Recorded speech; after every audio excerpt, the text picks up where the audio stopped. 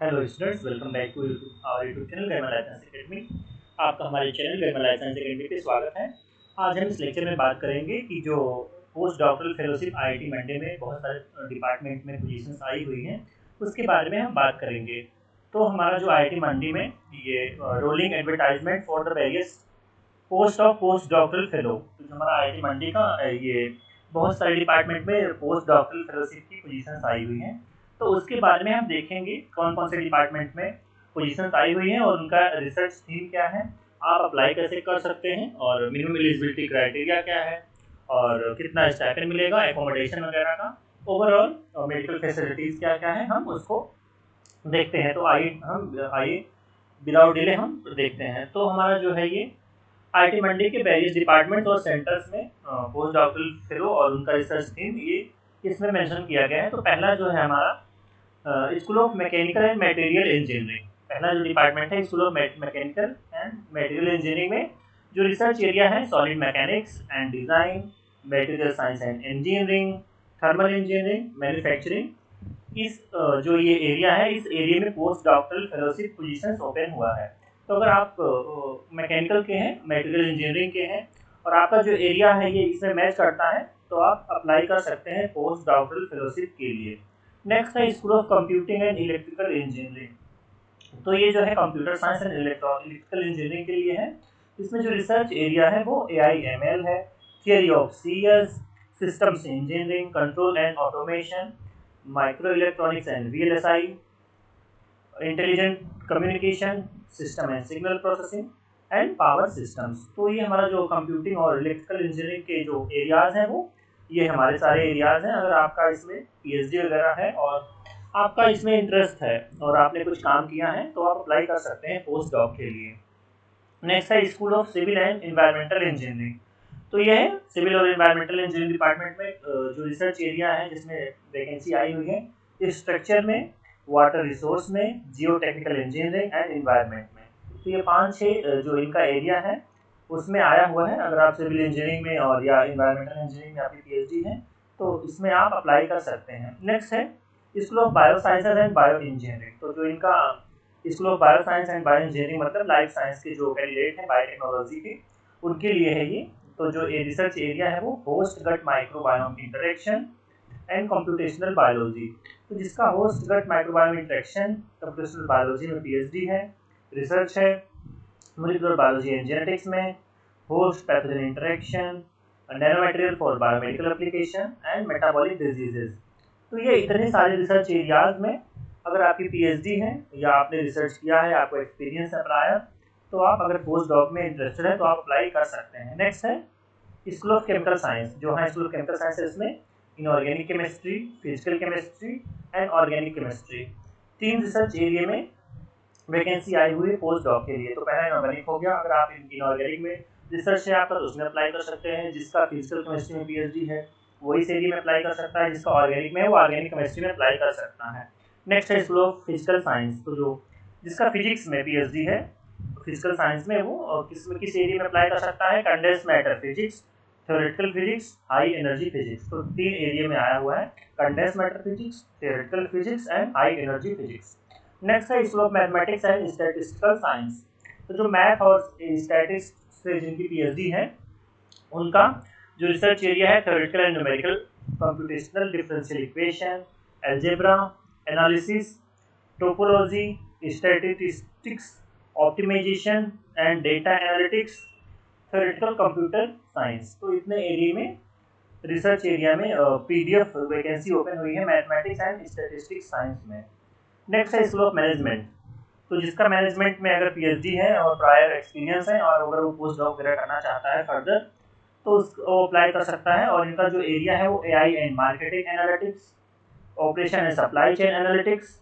Next है strategic management, generative AI application to decision science, HR analytics, blockchain and cyber security, application to business. तो इतने सारे areas में आया हुआ है पोस्ट डॉक पोजीशन। अगर आपका इसमें किसी से भी मैच करता है तो आप अप्लाई कर सकते हैं। नेक्स्ट है centre for human computer interaction. तो इसमें जो है ह्यूमन कंप्यूटर इंटरेक्शन जो है ये नया ब्रांच है। इसमें जो आया हुआ है position assistive technology, device technologies for human computer interaction, experimental technologies, generative AI, generative artificial intelligence, deciphering undeciphering ancient scripts, medical diagnosis using HCI। तो ये है computer human computer interaction centre में पोजीशंस आई हुई हैं। नेक्स्ट है Indian knowledge system and mental health application. इसमें जो है वो consciousness studies, analysis of IKS based well-being, yoga and cognition, music, therapeutic application of performing arts, Ayurveda for mental health and IKS based model for AI ethics। तो ये अगर आपका इस area में है इंडियन नॉलेज सिस्टम्स पे या mental health application में आपकी पीएचडी है तो आप इस एरिया में अप्लाई कर सकते हैं। Next centre for quantum science and technologies. अगर आपका क्वांटम साइंस में इस रिसर्च है, आप पीएचडी किए हैं, अगर आप पोस्ट डॉक के लिए देख रहे हैं तो आप इस एरिया में देख सकते हैं क्वांटम जो experimental quantum optics, computing programming with Python and image processing में पोजीशंस ओपन हुआ है। Next centre for climate change and disaster management. Disaster management और क्लाइमेट चेंज में जो climate economics, law and policies, climate associated disasters modelling and disaster risk reduction, तो ये 4-5 area में इसमें जो है डिजास्टर मैनेजमेंट में आया हुआ है। अगर आप इंटरेस्टेड हैं तो आप अप्लाई कर सकते हैं। अब इनका क्या है कि देख लेते हैं एलिजिबिलिटी क्राइटेरिया वगैरह और रिक्रूटमेंट पॉलिसीज क्या है। तो ये बोल रहे हैं कि recruitment policies for IITs as stipulated by government of India from time to time will be applicable. तो ये हमेशा एडवर्टाइजमेंट होता रहता है, हम इसको देखते हैं। फर्दर एलिजिबिलिटी क्राइटेरिया, तो PhD degree holders are eligible to apply within 5 years after completion of PhD. अगर आप पीएचडी होल्डर हैं और आपका जो पीएचडी कंप्लीट हो गया है, आप अप्लाई कर सकते हैं 5 साल के अंदर after completion of PhD. Means आपका पीएचडी हो गया है 5 साल अगर, तो आप अप्लाई ऐसा नहीं है, पहले है कि अगर आपका पीएचडी होल्डर है तो आप अप्लाई कर सकते हैं। बस हाँ, आपका जो पीएचडी हो 5 साल से ज़्यादा नहीं होना चाहिए। मतलब आप पीएचडी कर लिए हैं 5 साल से ज़्यादा तो आप एलिजिबल नहीं हैं। मींस फ्रेश इनको चाहिए, फ्रेश कैंडिडेट्स या 1-2 साल का एक्सपीरियंस हो तो आप अप्लाई कर सकते हैं विद इन 5 years। अगर आपका पीएचडी 5 years से ज़्यादा हो गया है किए हुए तो आप अप्लाई नहीं कर सकते हैं। Next, candidate who have submitted their dissertation and are waiting the final viva was can also apply. तो जो प्री पीएचडी वगैरह दे चुके हैं, डिसर्टेशन सबमिट हो गया है और उनका ओरल वाइवा जो है वो फाइनल वाइवा नहीं हुआ है, वो भी एलिजिबल है पोस्ट डॉक पोजीशन के लिए। नेक्स्ट है एप्लीकेशन सिलेक्शन प्रोसेस। तो एप्लीकेशन सिलेक्शन प्रोसेस हम देख लेते हैं क्या है। Application will be asked through rolling advertisement based on requirements and directors approval. Application will be further considered।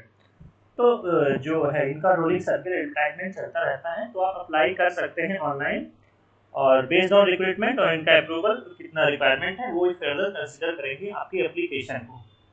Next है school centre level approved committee will be shortlist and assess the candidate based on interview and presentation. तो जो आपका selection होगा वो particular school और central level पे जो committee होती है वो आपको अप्रूवल देगी बेस्ड ऑन आपका जो इंटरव्यू और प्रेजेंटेशन होगा। तो आपका जो डायरेक्ट सिलेक्शन होगा वो इंटरव्यू और प्रेजेंटेशन की बेस पर होगा, कोई रिटन एग्जामिनेशन नहीं होगा।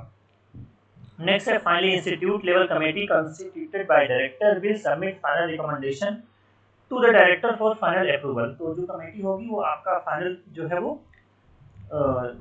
अप्रूवल के लिए आपको डायरेक्टर के लिए भेजेगी आपका एप्लीकेशन और वहां से अप्रूवल हो जाता है तो आपका सिलेक्शन हो जाएगा पोस्ट डॉक पोजीशन में। नेक्स्ट है जॉब रोल एंड रिस्पांसिबिलिटीज, आपको क्या क्या होंगी आफ्टर ज्वाइनिंग पोस्ट डॉक। तो आपको जो scientific advisory and research support, जो साइंटिफिक एडवाइजरी होगी, रिसर्च सपोर्ट, उसमें आपको क्या करना होगा, provide expert scientific support to researcher and student. जो पीएचडी स्टूडेंट होंगे, जो अदर स्टूडेंट होंगे, आपको उनको सपोर्ट करना होगा, उनकी रिसर्च में हेल्प करनी होगी। आपको जो रिसर्च प्रोजेक्ट वगैरह आपको बनाने होंगे, लिखने होंगे in association with school centre and research group. तो आप जिस ग्रुप में ज्वाइन करेंगे आपको प्रोजेक्ट लिखना होगा, आपको सेंटर और पर्टिकुलर स्कूल के लिए along with sponsored research project consultancy in individual capacity. तो आपको प्रोजेक्ट वगैरह में भी हेल्प करना होगा, आपको रिसर्च राइटिंग में सपोर्ट करना होगा जिस ग्रुप में आप ज्वाइन करते हैं। Technology transfer and innovation management, जो वहाँ पे फैसिलिटीज़ होती हैं, practical application, patent, copyright, technology transfer वगैरह, उसमें भी आपको हेल्प किया जाए। मतलब आपको हेल्प करना पड़ेगा, आपको कोलैबोरेशन करना पड़ेगा फैकल्टी मेंबर्स से रिसर्च के लिए टू आइडेंटिफाई अपॉर्चुनिटीज़। ये अपॉर्चुनिटीज़ क्या क्या हैं, आप कैसे रिसर्च कर सकते हैं as a post doc.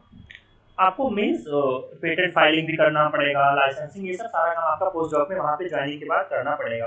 Collaboration कर सकते हैं, ट्रेनिंग एंड कैपेसिटी बिल्डिंग भी आपको करना पड़ेगा, सेमिनार्स वगैरह भी अटेंड करवाना पड़ेगा बच्चों के लिए, और बहुत सारी जो नए नए स्कीम्स आएंगी उसमें भी आपको हेल्प करना होगा प्रोफेसर्स की।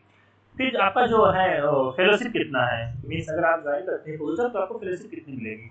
तो अगर जो फेलोशिप अमाउंट है वो अगर आप फ्रेश पीएचडी ज्वाइन करेंगे डायरेक्ट आफ्टर पीएचडी तो आपको 80,000 पर मंथ मिलेगा। अगर आपका पीएचडी के साथ 1 साल का एक्सपीरियंस है तो आपको 85,000 मिलेगा।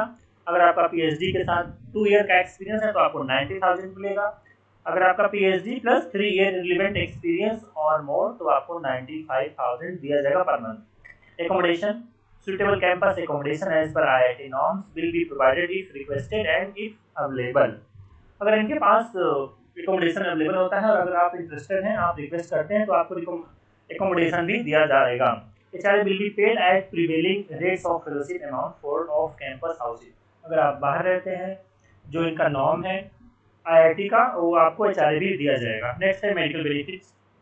Medical benefits post doctoral fellowship में avail outpatient facilities in the institute health centre.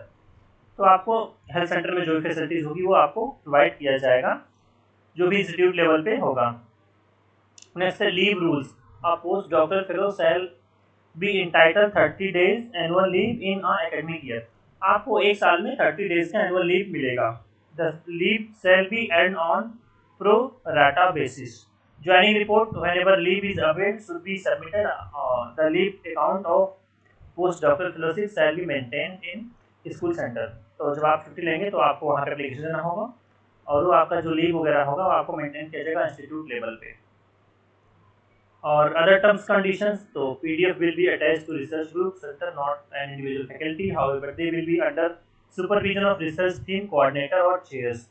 तो जो भी चेयर्स होंगे और जिस फैकल्टी के अंदर आपका ये प्रोजेक्ट ओपन हुआ है आपको उसके अंदर असाइन किया जाएगा। तो अभी फैकल्टी मेंबर्स का डिसाइड नहीं हुआ है, आपका इंटरव्यू के बाद डिसाइड किया जाएगा। और आपको research grant 1 lakh per year मिलेगा अप टू 3 इयर्स। तो आपको जो रिसर्च ग्रांट में मिलेगा 1 साल अप टू 3 इयर्स मीन्स 3 साल तक आपको हर साल 1 लाख रुपये मिलेगा रिसर्च ग्रांट के लिए। और ये जो पोजीशंस है वो टेम्पोररी बेसिस पे हैं और आपका परमानेंट कैडर इंस्टीट्यूट लेवल पे must be not considered in any way। This is purely a temporary based time boundation position and must not be considered in any way as a permanent cadre of the institute। तो ये जो है आपकी permanent position नहीं है, ये temporary basis पे है। और जो आपका फेलोशिप मिलेगा up to 3 year annual review. अगर आपका अच्छा परफॉर्मेंस रहता है तो आपको 3 साल तक फेलोशिप दिया जाएगा, ये जो 3 साल का प्रोजेक्ट होता है। नेक्स्ट है post doc will be eligible to serve as a co-guide for BTech and MTech MSc project. जो पोस्ट डॉक होगा वो एलिजिबल रहेगा co guide for BTech MSc MTech programme के लिए। जितने भी MSc MTech होंगे आप उनके को-गाइड एज एलिजिबल हैं, मतलब आप बन सकते हैं। आपको रिजर्वेशन जो भी है गवर्नमेंट ऑफ इंडिया का उसके बेसिस पे आपको मिलेगा। IIT Mandi PhD scholars are not eligible to apply for the institute PDF। तो जो IIT मंडी के PhD स्कॉलर्स हैं वो इसमें अप्लाई नहीं कर सकते हैं क्योंकि आप जिस इंस्टीट्यूट से PhD करते हैं उस इंस्टीट्यूट में एलिजिबिलिटी क्राइटेरिया आपके लिए नहीं रखी जाती कि आप वहाँ से सेम डिपार्टमेंट से या सेंटर से PhD कर सकें। नेक्स्ट है जो आपका इम्पोर्टेंट इन्फॉर्मेशन है अब डेडलाइंस वगैरह। तो जो फर्स्ट साइकिल इनका ओपन हुआ था वो 30 अप्रैल लास्ट डेट था और जो सेकेंड साइकिल है वो 15 सितंबर लास्ट डेट है। तो अभी आप फर्स्ट साइकिल तो आपका ओवर हो गया है, आप सेकेंड साइकिल के लिए अप्लाई कर सकते हैं जिसका लास्ट डेट है 15 सितंबर एंड जो थर्ड साइकिल है उसका लास्ट डेट है 31 सितंबर ऑफ द रिस्पेक्टिव ईयर। तो अभी आप सेकेंड साइकिल और थर्ड साइकिल के लिए अप्लाई कर सकते हैं। और आपको लिखा है कि fulfilment of eligibility will not be entitle any candidate for being called for interview. अगर आप एलिजिबिलिटी क्राइटेरिया को फुलफिल भी करते हैं तो ऐसा मैंडेटरी नहीं है कि आपको इंटरव्यू के लिए बुलाया जाएगा। नेक्स्ट है interview will be schedule based on need of school centre institute. अगर स्कूल सेंटर इंस्टीट्यूट को रिक्वायरमेंट होता है पोस्ट डॉक की तभी आपको इंटरव्यू के लिए कॉल जाएगा। और मिनिमम क्राइटेरिया वगैरह जो भी है एक्सपीरियंस रिलैक्स किया जा सकता है in case of candidate with outstanding credentials. अगर आपका बहुत ही अच्छा रिसर्च है, एकेडमिक प्रोफाइल है, तो आपको जो मिनिमम क्वालिफिकेशंस वगैरह है वो रिलैक्स किया जा सकता है। इंस्टीट्यूट के पास राइट होता है कि वो सीट को फिल करे या ना करे without assigning any reason. Next क्या है, जो भी आपको करस्पॉन्डेंस एड्रेस जो है For any query related to technical issue, kindly email at pdf@itmandi.ac.in। तो जो भी आपको कोई भी दिक्कत होती है तो आप उनको क्वेरी जो मेल है आप मेल कर सकते हैं, वो आपकी मेल का रिप्लाई करेंगी। और कॉन्टैक्ट डिटेल वगैरह जो भी है आईटी मंडी की वेबसाइट पे दिया गया है। द कैंडिडेट में also approach them for any specific clarification. तो अगर आपको कोई डाउट रहता है तो आप मेल कर सकते हैं उनको, वो आपको क्लैरिफाई करेंगे। No information will be sent to those candidate who are not shortlisted for interview. अगर आप इंटरव्यू के लिए शॉर्टलिस्ट नहीं होते हैं तो आपको कोई इन्फॉर्मेशन नहीं दिया जाएगा बाय मेल और एनी। अगर आप शॉर्टलिस्ट होंगे इंटरव्यू के तभी आपको पूरा कंप्लीट डिटेल, आपका इंटरव्यू टाइमिंग, शेड्यूल सब कुछ आपको बाय मेल दिया जाएगा। Candidate must apply online through the link. ये जो लिंक दिया गया है आप इसके थ्रू ऑनलाइन अप्लाई कर सकते हैं पोस्ट जॉब के लिए। फॉर एनी क्वेरी और please contact respective school centre.